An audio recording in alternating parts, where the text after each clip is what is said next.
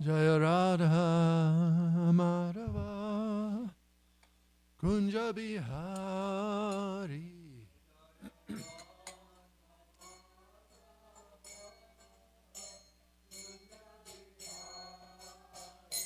Jaya Radha Madhava Kunja Bihari.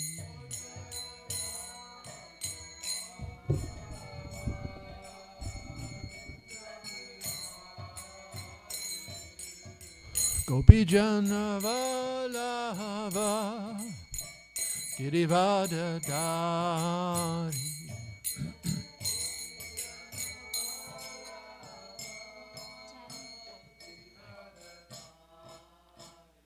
Jaya Gopi Jana Vallabha Girivada Dari.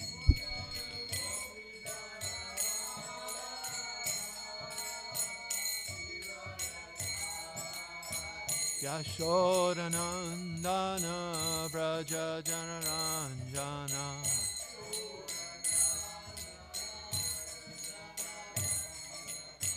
Yashodanandana Braja Janaranjana.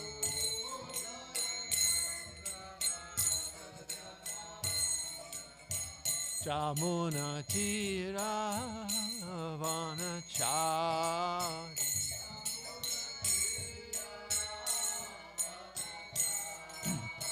Jamuna Tira Vanachari.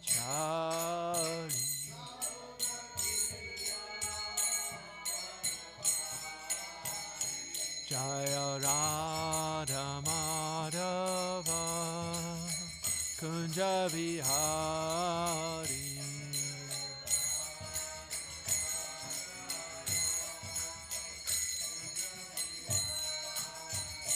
Jaya Radha Madhava Kunja Bihari.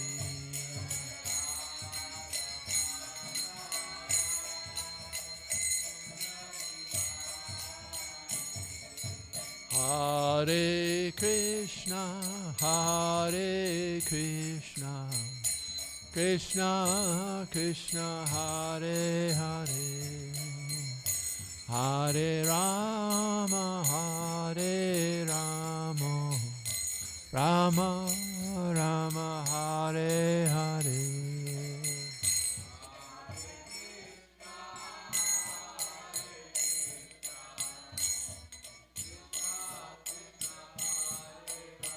Haribo.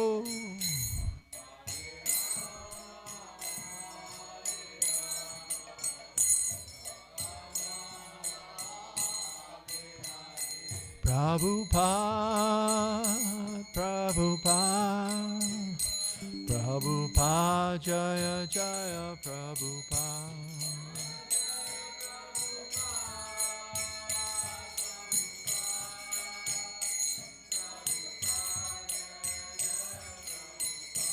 Jaya Jaya Gurudev, Gurudev, Gurudev, Jaya Jaya Gurudev.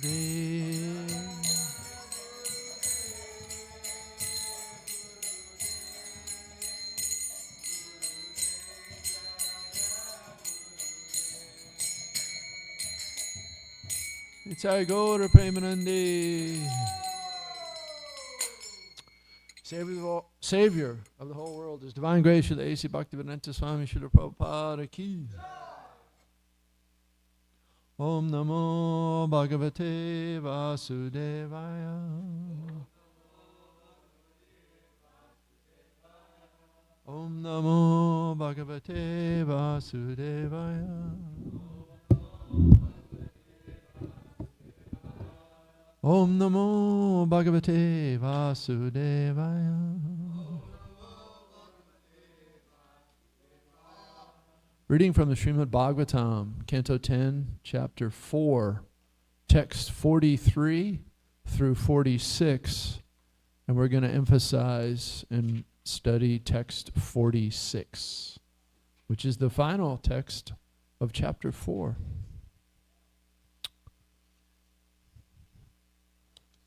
Does it, anybody want?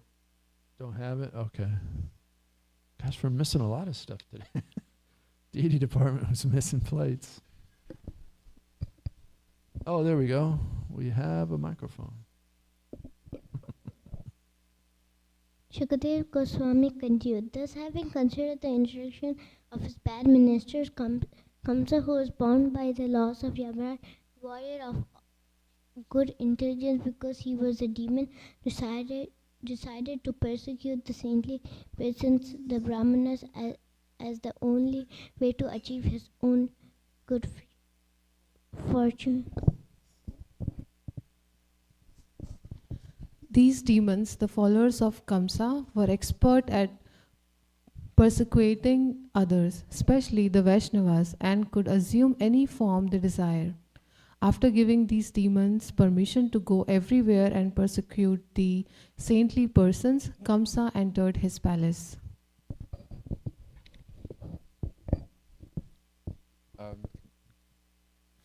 Surcharged with passion and ignorance, and not knowing what was good or bad for them, the Asuras, for whom impending death was waiting, began the persecution of the saintly persons. My dear king, when a man persecutes great souls, all his benedictions of longevity, beauty, fame, religion, blessings, and promotion to higher planets will be destroyed.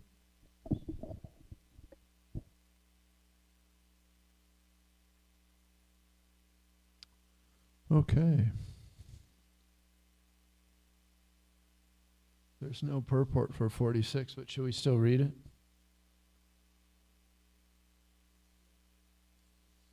Okay.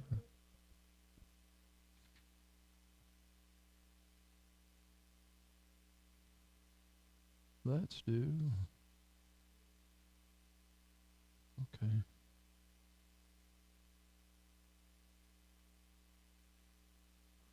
Let's do 43. What do you think? It's a longer purport. Shri Sukha Uvacha Evam Durmandipi Kamsa. Is it up? Okay. Was I that bad? Saha Sumatria Durmati Brahma himsam hitam mene. Try that again. Brahma himsam hitam mene. Kala pasvrito suraha. Shri Sukha Uvacha Evam duram mitir bkamsya Saha samatjaya durmataha Brahma himsam hitam mene Kala pasvrito suraha. Please repeat. Shri Sukha Uvacha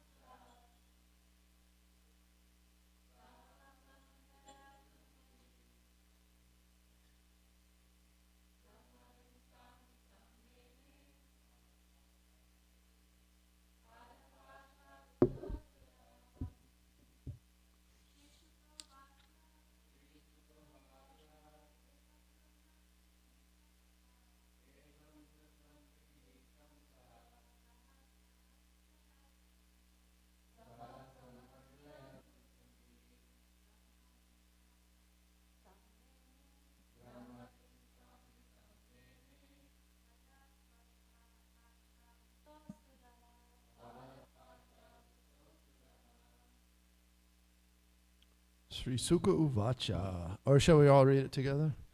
Sri Sukha Uvacha, Sri Sukadev Goswami said, Evam, in this way, Durmantarbihi, his bad ministers, Kamsa, King Kamsa, Saha, along with Samamricha, after considering very elaborately, Durmati, without good intelligence, Brahmahimsam, persecution of the Brahmanas, Hitam, as the best way, Mene, accepted, Kalapasavritta, being bound by the rules and regulations of Yamaraj, Asuraha, because he was a demon.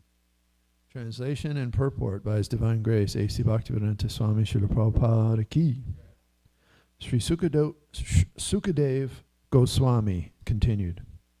Thus, having considered the instructions of his bad ministers, Kamsa, who was bound by the laws of Yamaraj and devoid of good intelligence because he was a demon, decided to persecute the saintly persons, the brahmanas, as the only way to achieve his own good fortune. Purport. Sri Lochan Das Thakur has sung, Apana karama bunje samana kahai lochana das.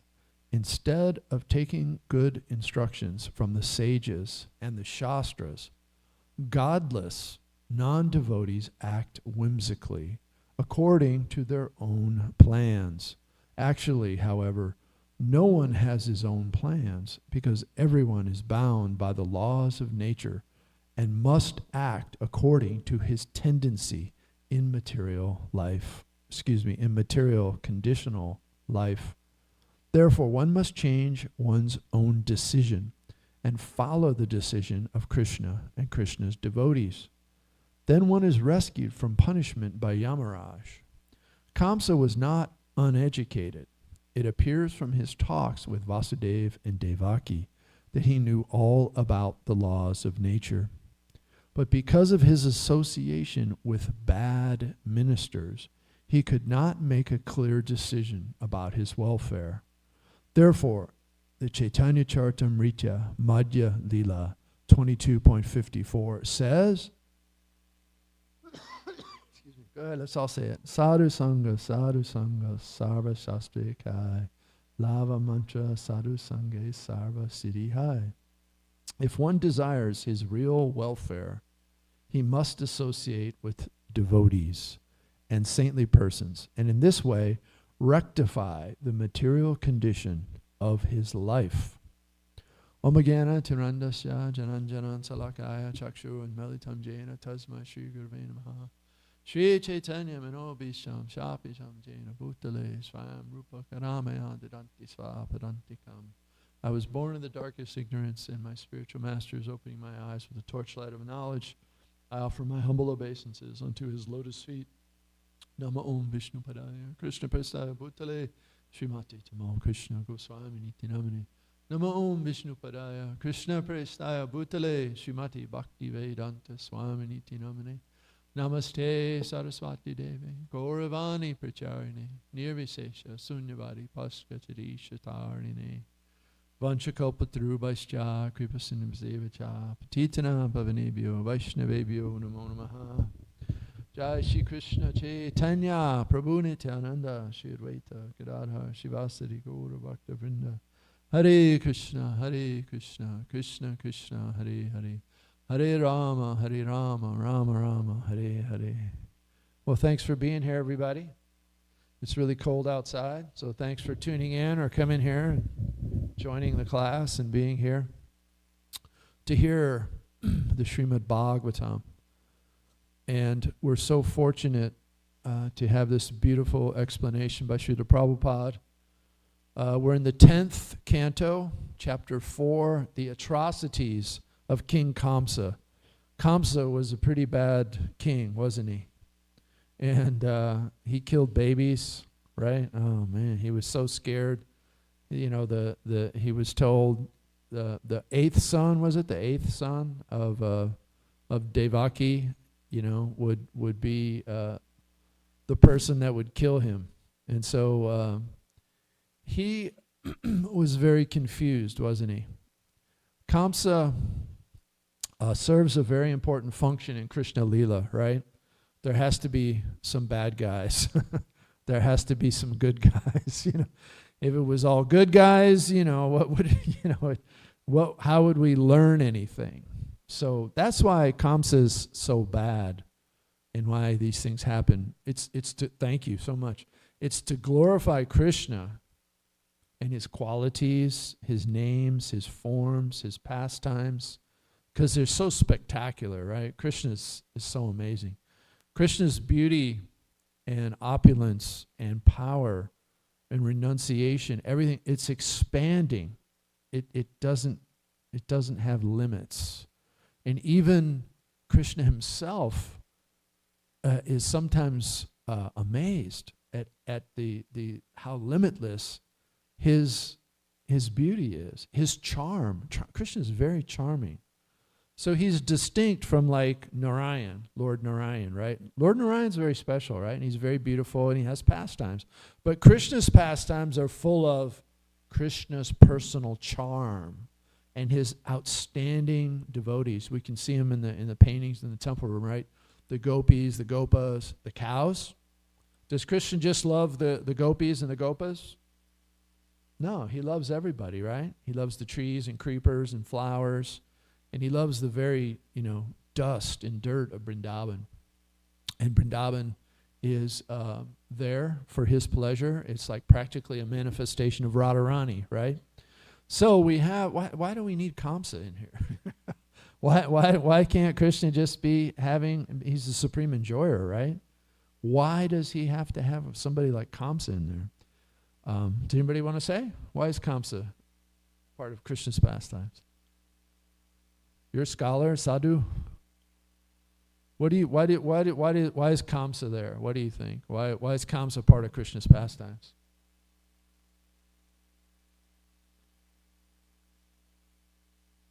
Yeah, it makes the pastimes what? Sweet, right. It's all about sweetness. Madhurya ras. Krishna is about sweetness. So, if Krishna can have a mother and a father, why can't he have like a bad uncle, right? Do we all have some bad uncles? I have some really bad uncles. I mean, they were really, really bad guys. They were as bad as Kamsa. They were bad. They were really bad. And so, it's not, I'm sorry to laugh, it's not funny. They were really horrible people. And so what you have is a problem of, they're devoid of what? Good intelligence. They're devoid of devotee association. And so the purport is telling us that without devotee association, you can't make good decisions. You won't know what's right. You won't know what's wrong. You won't know how to achieve the ultimate goal of life, which is what? What's the ultimate goal of life?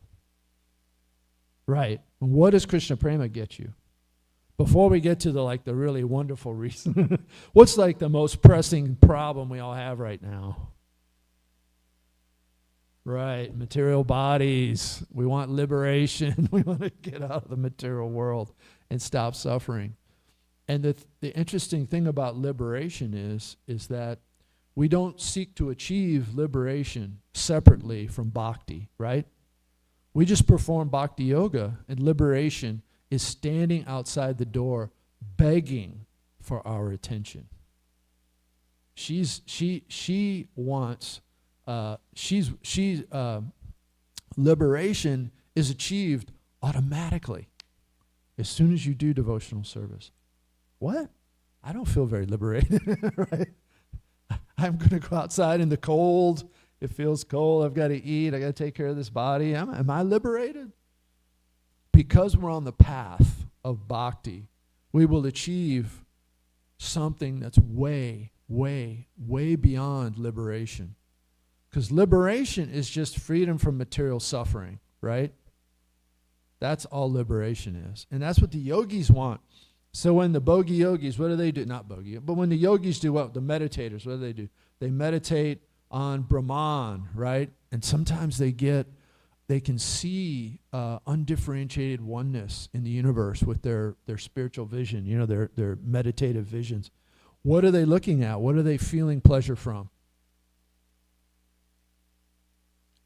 Is it Krishna? Is it Super Soul? Is it Brahmajyoti? Yes, it's Brahmajyoti. Brahmajyoti, and the advanced yogis, well, they start out at Brahmajyoti, right? Then they get Paramatma realization. And that Paramatma realization makes them think, oh, I'm God. I can see God in my heart. Oh, that must be me. Oh, that's me. Hi, me. Oh, I must be God, right? But it's not. It's a trap. It's a trap. The super soul is there to instruct us and help us. And so part of the super soul appears as someone very special to help us. Who's that? The spiritual master. Super soul is literally an incarnation, or the spiritual master is literally, almost literally, a incarnation of super soul. Krishna's made this beautiful divine arrangement to give us Srila Prabhupada. He's everyone's guru. What kind of guru? Shiksha guru, right? He's everybody's Shiksha guru, instructing spiritual master. Do some of us also have a Diksha guru? Yeah. If we were alive when Prabhupada was here, we could take Prabhupada when Prabhupada was initiating, and if he accepted us, right? We could have Prabhupada as our Diksha guru. But Prabhupada has left the planet, right? So now we have to have Diksha, initiating spiritual master from a living person. So we're very fortunate. Many devotees here have spiritual masters. And they're in line with who? Srila Prabhupada, right? They come in a line from Prabhupada and Prabhupada's spiritual master and his spiritual master and his spiritual master. And this is an unbroken line. This is a special line called what? Was it? Parampara, yeah. What's our parampara called? Brahma Madhva Gaudiya Sampradaya Ki. So, what's the point of having a sampradaya? What's the point of a spiritual master instructing his disciples, and amongst those disciples, some of them becoming spiritual masters? What's the dynamic there? It's association, isn't it? It's about association. It's about instruction. So this was Kamsa's big problem. Sukadev Goswami is explaining to us, having considered the instructions of his bad ministers. Did that word bad stick out to y'all? When I first saw it, it's like bad ministers, right? Y'all don't have pets, right? But when you grow up, when I grew up, my parents and friends had dogs and cats. They say, bad dog, right? To get it to behave, right? He had bad ministers. Did Kamsa go around and say, bad minister, I'm not going to listen to you? No. He was listening to bad ministers, right? What happens to us? Can we be influenced by bad ministers? Yeah. When we take shelter of Western entertainment. When we read books that aren't about Krishna consciousness. We are risking polluting ourselves, polluting our consciousness, right? So the idea is to have good association, then we have good intelligence, because all around us are demons, basically, right? Demons, demoniac mentality. Any person that's not trying to control their senses, not actively trying to control their senses by chanting Hare Krishna, is pretty much in a category of non-devotee. They're going to be subject to tremendous attraction to demoniac activities, right? And you don't have to drive very far to see it, do we? You can walk right over here. There's bars over here. There's stores that sell all kinds of intoxication and horrible food. There's meat eating. There's gambling. You pick up your phone. They're encouraging people now to gamble on their phones, on sporting events and stuff. It's so demoniac. And really, Prabhupada told us, he said, I'm so happy with my disciples and how hard you work for me and preach and carry on this movement. But he said there's one thing that you're not scared enough of. What was that? Maya, right. Prabhupada said there's only one thing I'm scared of. And I went, oh, Prabhupada, what could you be afraid of? Prabhupada, he goes, Maya. I'm a Prabhupada, Srila Prabhupada, Shaktavesh Avatar, pure devotee of Krishna. There was no question of him ever forgetting Krishna, even for a moment. He never forgot Krishna. But he was scared of Maya, right? What about the example with Lord Chaitanya? Who is the personality that I think he just glanced at a lady, right? Who was he? Junior Haridas, Chota Haridas, yeah, Junior Haridas. Lord Chaitanya said, get away from me. I don't want your association. He felt so bad. He left the association of devotees. And he committed suicide. He left his body. Prabhupada said, we don't do that. That's not for us to do that.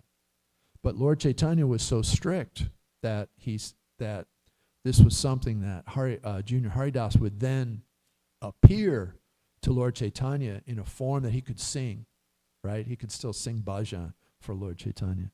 But even Lord Chaitanya Mahaprabhu, who is Krishna himself, right? In the mood of Radharani, even Lord Chaitanya was amazed at how powerful Maya could be. Junior Haridas had the association of Krishna, right? Had the association of Lord Chaitanya, the bliss, everything, beautiful form. We can't imagine how beautiful Lord Chaitanya and Lord Nityananda Prabhu are. They're beautiful, beautiful boys.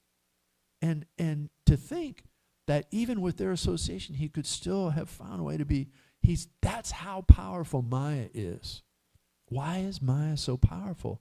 Because it's Krishna's energy, right? Maya is very strong for a reason. She's here to make us stay here. Do you want to stay in the material world? No. But Maya's that strong. So we should be afraid. We should be very afraid. And so the Bhagavatam gives us an example, many examples, of persons that were too attached to the material world, too attached to enjoyment, too attached to the sense of themselves as a king, as an intelligent person. Oh, Kamsa was like, I have to rule my kingdom. I must take advice of these ministers. And what did the ministers tell him to do?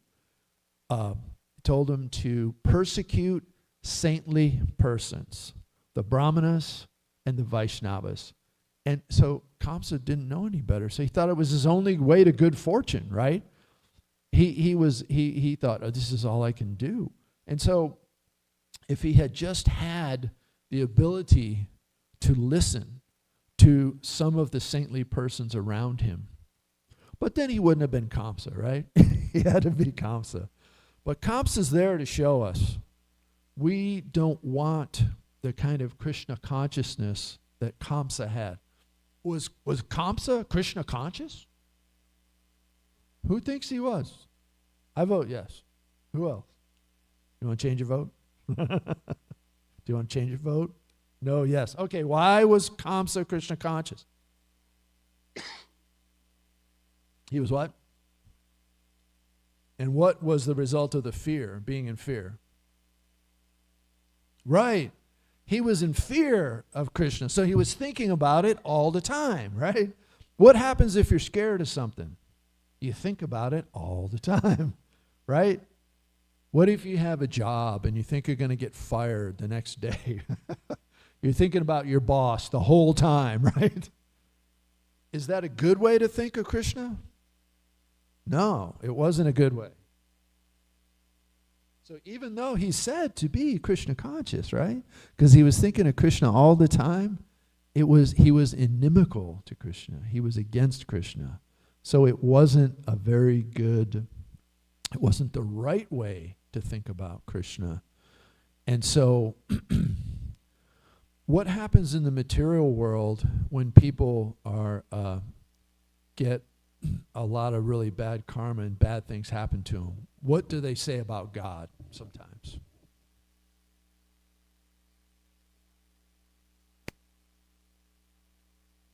What else do they do? They say God doesn't exist, or they blame him, right?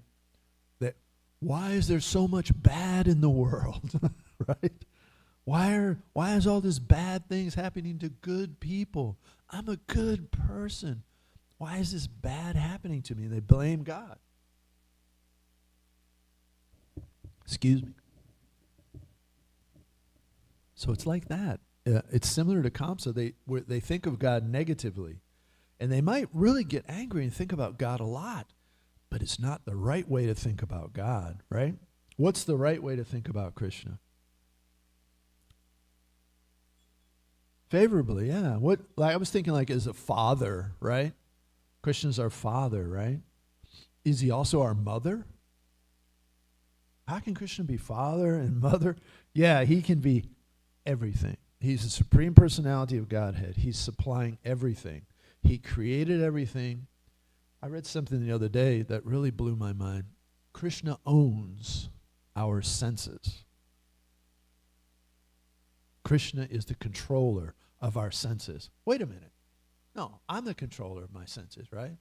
I'm going to go and try to walk somewhere and see some pretty sights and chant and be outside, or I'm going to take some delicious prasadam and enjoy that. Krishna owns our senses. That means he gives us a limited license to enjoy. Without the super soul, without Krishna, we can't even enjoy anything. We can't see without light. Who gives us the brains and the connection of the eyeball to the brain that we can see, we can meditate, we can think of things? Everything. Krishna has done everything. So the Bhagavatam is here to give us hope and give us instruction and give us these examples. And the historical examples is a nice way to learn things, right? Instead of just learning the philosophy, like what's the rule? Love God, follow his orders, right? Okay. Do we just repeat that? Do we come together and just say that every day? Love God, follow his orders. We do in a way, but Krishna knows we need more than that. So he gives us the Srimad Bhagavatam. He gives us his own pastimes. All of the things you see in the paintings, all of the pastimes that you can think of, and unlimited more pastimes. Krishna's pastimes are unlimited, right? They're all beautiful, fun. They're full of amazing juice, enjoyment, spiritual wonderfulness, right? And they're there so that we will learn, love God, and give up our desire to enjoy the material world. You know, that's what it's there for. So Krishna gives us these examples, these pastimes, in order for us to learn from it. And what is Krishna telling us to learn? Prabhupada's explaining to us how we can be rescued from punishment by Yamaraj. Who's Yamaraj? The Lord of Death. Yes. What happens when we die if we've been a bad person? Who sends us to hell first? Who sends us there?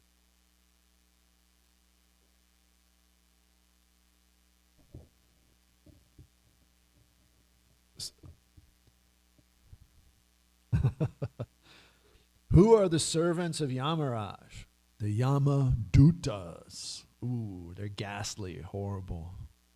Did anybody? Yeah, anyway. They're not people you want to see, right? They're scary. They come and they grab the soul, right? And they take him to Yamaraj. And Yamaraj says, this is your punishment. You will go to hell. You'll take an animal, whatever your punishment is going to be. We don't want to be punished by Yamaraj anymore. It's already happened to me enough, right? I want to avoid, I want to be rescued from further punishment by Yamaraj. So what does that mean? It means behave yourself. Start to follow these principles. Accept the principles of freedom.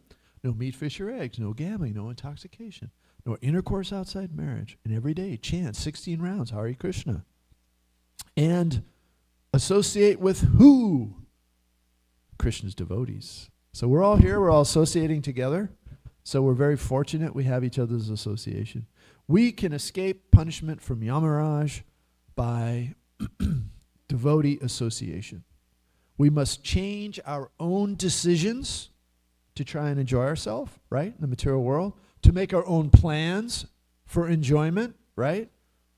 Everybody has plans. Is it okay to plan your life and plan, like, I want a career, like you want to be a doctor, or you're going to be an engineer, or you're going to be a police officer, right? It's okay to have plans, but you want the plans to be Krishna conscious, to help you with your ultimate goal of becoming Krishna conscious. You don't want just a plan to be like what? The mayor of Dallas, so you can get a lot of money and you can control things and you can tell people what to do, right? So you can boss everybody around.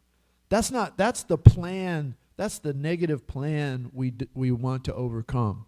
If we just keep on making plans like that, whimsically, godless, non-devotees, making their own plans. Instead, we take good instructions from the sages and the Shastras. Bhagavad Gita, Srimad Bhagavatam. No one has his own plans, actually, because everyone is bound by the laws of nature and must act according to his tendency in material, conditioned life. As long as we're conditioned in material existence, we're going to keep coming back and getting another body, right? So we have to become educated. Kamsa was not educated. So from his talks, Prabhupada says, it appears from his talks with Vasudeva and Devaki that he knew all about the laws of nature. So Kamsa was not educated about certain things, but he did have education. But because of his association with bad ministers, he could not make a clear decision about his welfare. Wow. Does that happen to us? Yeah, I still have trouble making clear decisions, right? Because we get confused. So what should we do when we can't make a clear decision? We don't know clearly what to do. What should we do? Yes, ask sadhu, guru, sadhu, shastra. Ask them for help. And then we can make a clear decision. And of course, Srila Prabhupada mentions Chaitanya Charitamrita, sadhu sangha, sarva shastra kai. How important it is that if we desire our own real welfare, we will associate with devotees and saintly persons and rectify the material condition of life.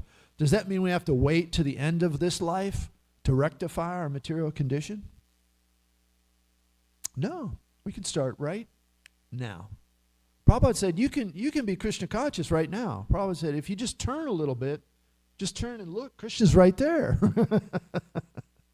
And he said, Prabhupada warned us too. He said, don't, what did he say exactly? I want to quote it right.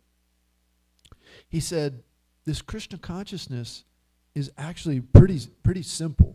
It's very simple. He said, don't miss it. Don't miss Krishna in this. Because our tendency is to overthink things, right? We're in a material body. We have our minds are wonderful things. They're very powerful. But we don't want to overthink it. We want to get Krishna. We want to help others, and that's very important. The more that we help others to get Krishna, the more we get Krishna, right? But we also have our own responsibility to read, to study, to talk with each other, one-on-one, three-on-one, little groups, and read together and discuss. And then you can ask questions of each other. Say, well, I'm having this problem in life. I'm having this problem here. What should I do? What do you think? Krishna is in that. Krishna's there. He's so excited when we take the time to get together and talk about Krishna. And Krishna says, wherever my devotees are talking about me, I am there. Supreme Personality of Godhead is here, right now. Yeah. And you can recreate that anywhere you go. You can call up a friend and talk on the phone. Do a Zoom call. You can get together in your home or get together somewhere outside. Okay, if you have to go out and you want to go out and try to, whatever, in the material world, walk around, do something, walk somewhere and meet a devotee and bring Bhagavad Gita and read together, right? Then Krishna will be there with you. What's another way you can keep Krishna with you all the time? Chanting, right? If you always have Krishna on your tongue, Krishna's there always, right? And so we know, obviously, we're in the temple room. So we have paintings of Krishna. We have the atmosphere of Krishna consciousness. Because who is here? The deity is here. Radha Kalachandji are here. Gaur Nitai are here. Chota Radha Kalachandji are here. Radha Govinda are here. Jagannath, Baladev, Subhadra Devi are here. Why so many Krishnas? Why are there so many deities? I'm sorry, I'm always picking on the kids. You know. But anybody can say, why so many forms of Krishna? There's lots of reasons. What's the first one? Krishna's unlimited, right? Krishna can do what he wants. Is he limited to one form?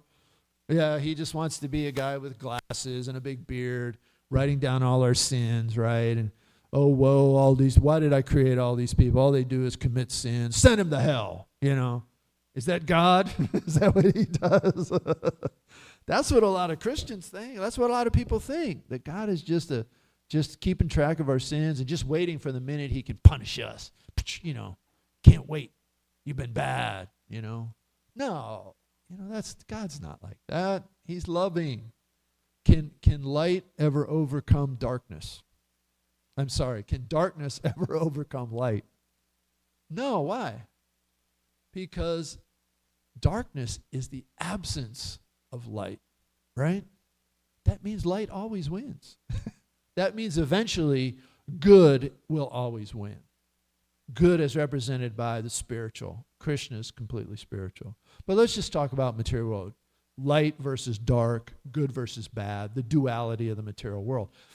The spiritual knowledge and spiritual energy is totally above all the material, right? The dualities.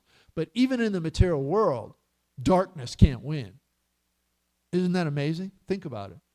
Darkness doesn't ever overcome light. Darkness flees. Whenever there's the tiniest light, there's no more darkness. And so that's proof that even in the material world, Krishna made it that evil is not going to win out in the end, because Krishna created material energy. So even we might be here for a very long time as souls inside material bodies, but eventually we're going to get out, right? Well, maybe. Do you want to wait another? Do we want more births and have to try and enjoy ourselves? No. Let's not take a chance. So we have this knowledge, and that by applying it in our lives, it was very interesting. We have just a minute in the previous purport. Prabhupada says, I'll just read the purport. The demigods and the Vaishnavas especially are part and parcels of the Supreme Lord, Vishnu, because they are always obedient to his orders. The demoniac followers of Kamsa thought that if the Vaishnavas, saintly persons and sages, were persecuted, the original body of Vishnu would naturally be destroyed. Thus, they decided to suppress Vaishnavism. The Asuras perpetually struggled to persecute the Vaishnavas because they do not want Vaishnavism to spread. Vaishnavas preach only devotional service, not encouraging karmis, jnanis, and yogis, because if one must liberate oneself from material conditioned life, one must ultimately become a Vaishnava. Our Krishna consciousness movement is directed with this understanding. Therefore, the Asuras always try to suppress it. We got some work to do, huh? We have things pretty easy right now, but there's no guarantee that it'll always be that way. What if ICE starts coming for devotees? What if they declare any religion that's not the state religion illegal? They do that in some countries on this planet. You're persecuted if you try to. My daughter and I, we were looking at we were talking about, what's the name of the country? There's the island nation that's, it's just south and west of like India and Sri Lanka, and it's in danger of being overwhelmed by those rising seas. Srila Prabhupada went there. I don't know that. Mauritius. Yeah, I think it's Mauritius. It's 100% Muslim. It's part of their constitution that you have to be a Muslim in order to live there. Now, you can be there as a worker or as a tourist, and you're allowed to practice, but it has to be kept, under wraps. There's already 3 or 4 countries that are 100% Muslim, and it is against the law for Muslims in that country to convert to a different religion on pain of death. Yeah. That's their beliefs, but I'm just saying that we really, I think, are taking it for granted how lucky we are. We should remember how lucky we are that we can practice Krishna conscious freely. The devotees could go out last night, right, on Friday and do Harinam, right, on Greenville Avenue in Dallas, Texas. We can still do that legally. That may not always be available. Even look what was happening. Prabhupada's telling us they will always try to suppress Vaishnavism because Vaishnavas only preach devotional service. We don't say have a little fun too, right? Some religions throw that in. Well, believe in this, but have a little fun too. So, boy, we're so lucky. Sorry for let's end on a more positive note. Not only is Krishna consciousness, like chanting Hare Krishna, is both the means and the ends. Isn't that cool? Like we're doing right now what we're going to do when we're pure devotees. Deity worship, chanting Hare Krishna. You chant Hare Krishna in order to chant Hare Krishna. What's the reward for devotional service? Yeah. More devotional service. That is the only reward for devotional service. Why? Because if Krishna gave you something besides devotional service for your devotional service, he'd be cheating you, right? He'd be giving you something that would divert your attention. Oh, you want to be as wealthy as Musk. You want to be as wealthy as all the rich men of the world. You want to be a powerful leader. Is that? Do you ever get that for devotional service? Do we want that in our heart? Sometimes we still have dirty things in our heart, right? We have unwanted things. So Krishna has to clean that out. But Krishna's not going to give us something unless he will satisfy our material desires. But he will do it in such a way that we will lose the desire for that thing. So let's hope that we don't all have to be some kind of rich, powerful person, right? We've already done that. We've been there, we've done that already, past lifetimes. We don't need to take birth again and get rid of this tendency to try and enjoy in this manner. So Krishna is going to just give us more devotional service. What's my problem is when more devotional service comes, I say, nah, I don't want to do that now. Nah, I'm tired. My wife will ask me, do you want to do this service? Do you want to do that? Nah, I don't want to do it. Devotees in the hallway, will you give class? Nah, I don't want to give class. Thank God for the pure devotee, for our Goswami here. Talk me into, say, just give class. Okay. The reward, because I got to dress deities today. I got to dress Gaur Nitai. I'll tell you, when I was first on the altar, Lord Nityananda was there, and he just, his head was turned in such a way, he just looked so beautiful.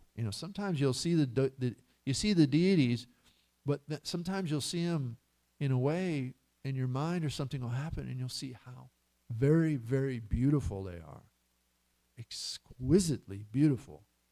And because they're no longer metal, stone, wood. They're in those forms so we can worship them because we're in the material world. And we have to worship with awe and reverence, right? But one day, we're going to be spontaneous in our love for Krishna. It'll be much more spontaneous. So always look at the deities and have a relationship with them. And when you're really fortunate, get second initiation and go on the altar and worship the deities. Prabhupada said many times, disciples that ask, Prabhupada, who are the best devotees? What's the best service? And Prabhupada would say, oh, easy, Pujari. Pujari? They were all his Sankirtan men were there, right? The book distributors. So they thought Prabhupada would say, well, the best service to me is book distribution. And it is. It is. Spreading Krishna consciousness. But he said, in order to understand Krishna, the best service is Pujari. He said these Pujaris are actually doing the same things they will do in the spiritual world for Krishna. And we can do it now. I was thinking of that. You know, you undress the Lord, you get him ready, you put him in a bathing tray, you put nice warm water over him, you wash him. You've done a bunch of things before that, you do more things. Then you dress him.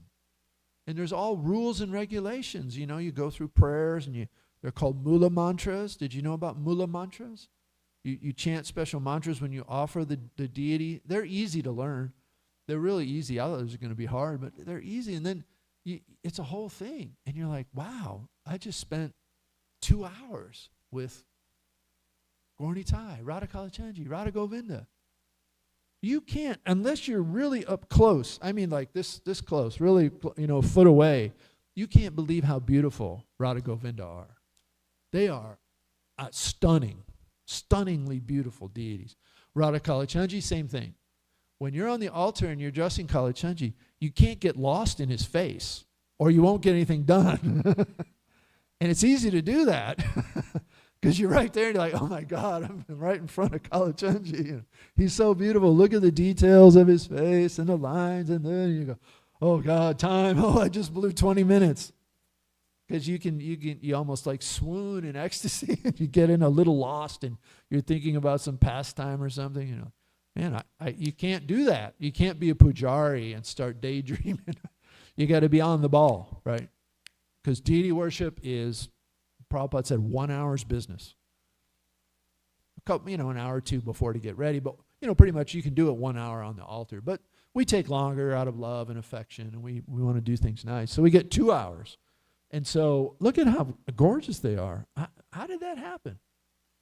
Krishna looks like this. I watched the Mataji do it. I was right there to the left. She did this in 2 hours, and transformative. Took the old outfit off, put the new outfit on, and look how he looks. Who else looks like? Have you ever even imagined anyone could look like Kalachandji? Who can wear all those things in his head and look beautiful? We don't have any comparison in the material world. People try. They try to. What do? They wear sunglasses and they comb their hair. They slick it back.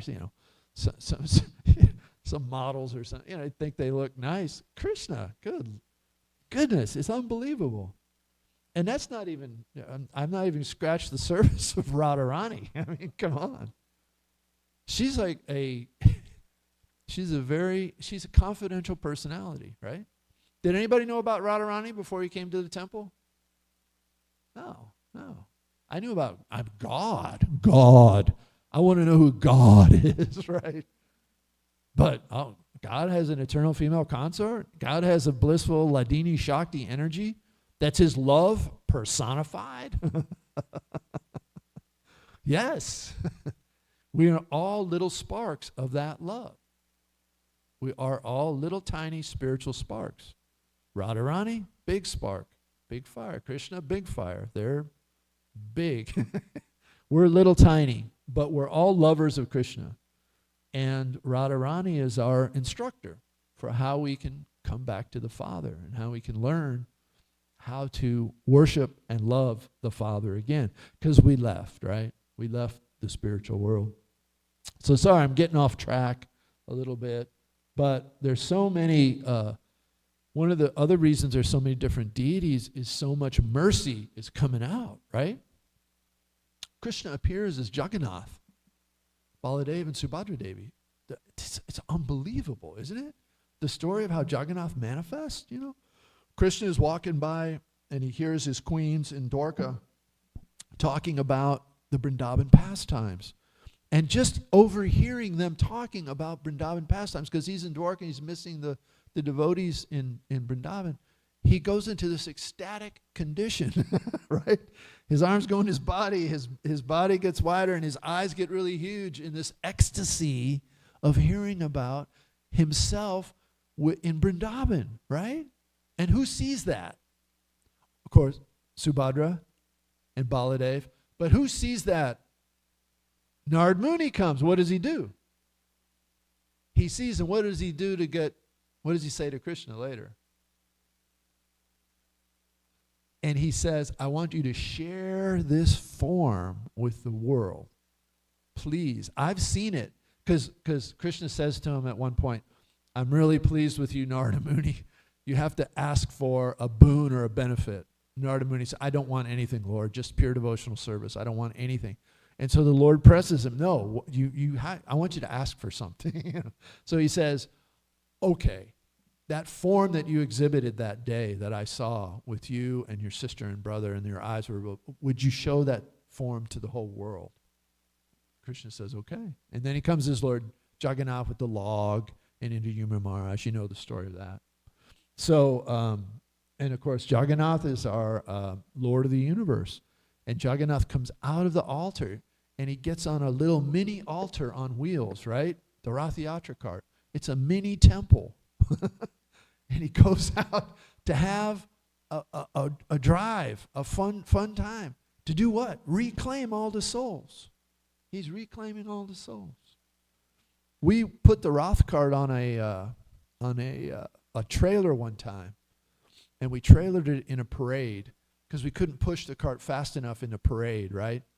And so we had it on a trailer, and I was feeling sick. I usually like to dance at the cart, and so, but I was on the cart for some reason. I think I was sick, and so I was on the cart, and I was in the back. You know, the pujaris in the front taking care of the Lord. But as I looked out, and as the cart would roll along, people would be doing what they were doing, you know, silly, sinful activities or just trying to enjoy themselves, looking at the other floats as they go by. But then when they would see the Rath Yatra cart on the float, on the trailer being towed, they would all stop. It just was like a wave, and people would just be stunned a little bit to see the giant canopy and the forms of the Lord. If they were lucky, they got to see that. But even if they didn't, just seeing the cart, right? Just seeing the cart. Jagannath said, you're mine. You belong to me now. No more sense enjoyment. You're coming out of the material world eventually, right? Eventually. That's what Jagannath does when he gets on his cart at Rath Yatra. He claims everybody. I could see it. I could see him do it. It was amazing. And the person just seeing the cart, that's it. Their material life is over. So we're fortunate, they're fortunate, so let's keep being fortunate. Sorry I got overran things here. Any comments or questions?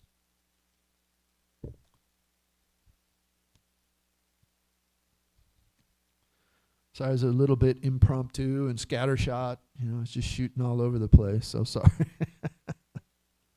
Talked about a lot of stuff. Hare Krishna Prabhu, thank you for giving last minute class. Thanks for asking. This point about Kamsa trying to protect himself from death, we have a verse, we have examples like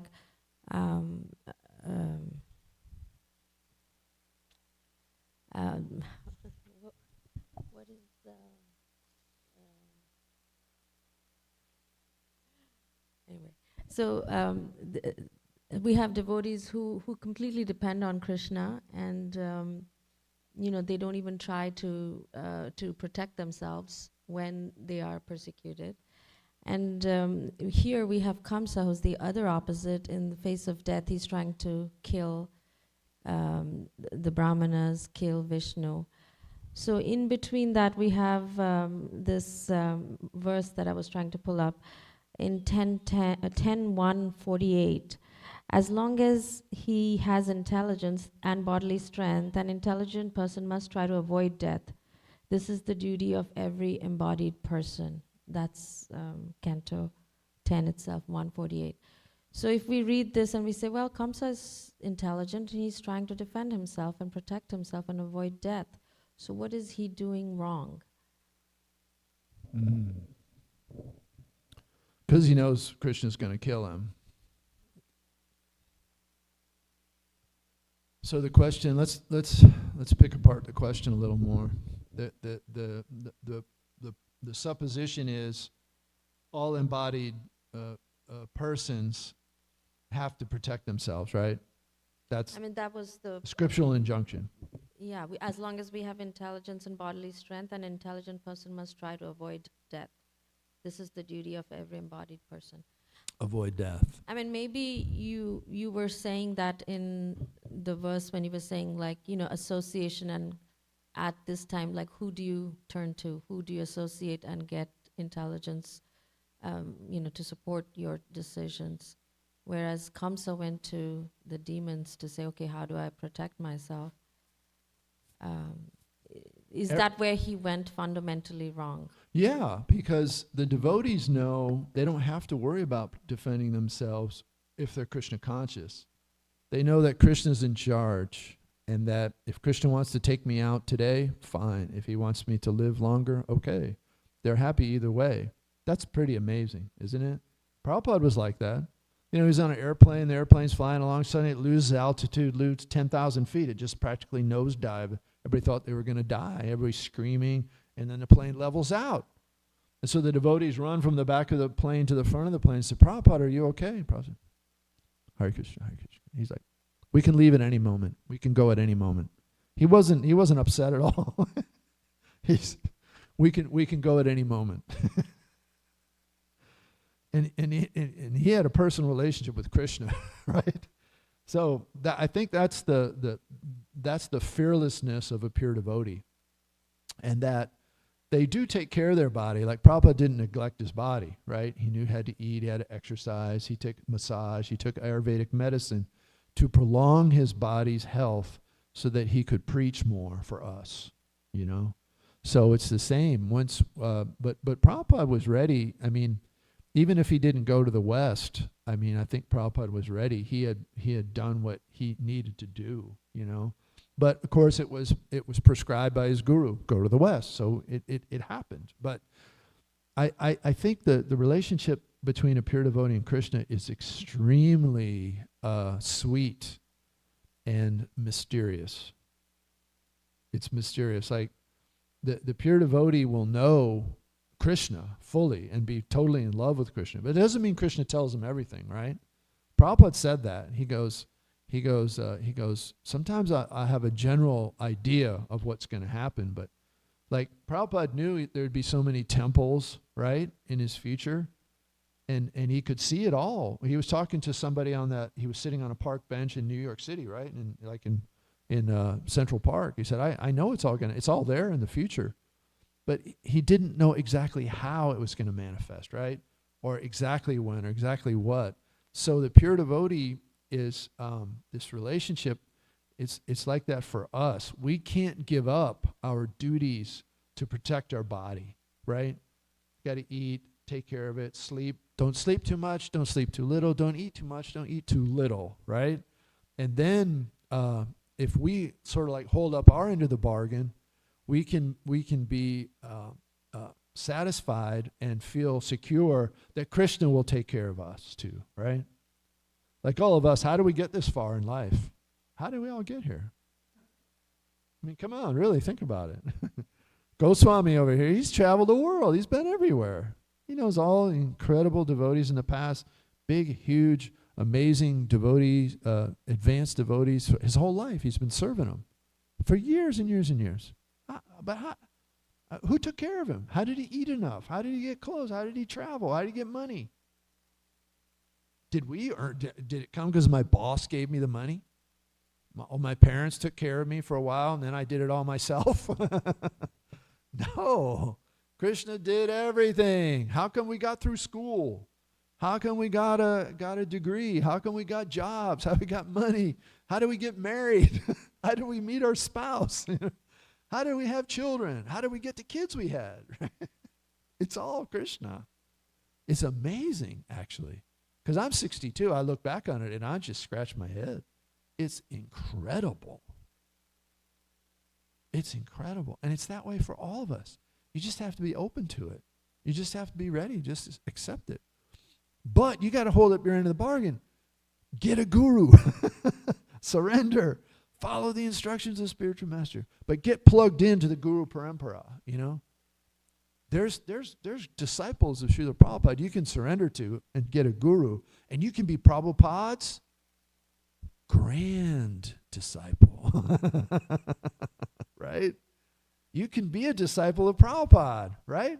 We're grand disciples of Prabhupada because our spiritual masters were disciples. So the disciples of the disciples, and Prabhupada said this very clearly before he left, they will be grand disciples and they will be your disciples, you know, meaning his disciples that become gurus then. They will be the new gurus. And then, and it works, right? But I'm sorry, I get off track. We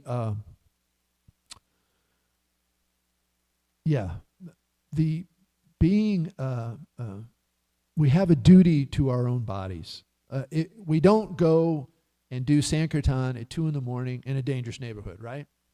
We just know. It's dangerous. So we use our intelligence, and so Kamsa, it was the bad advice, and he had to be Kamsa, right? But he also he had a little bit of knowledge, and so sometimes that little bit of knowledge is like, it's not enough. You know, we got to get more. Was that satisfying?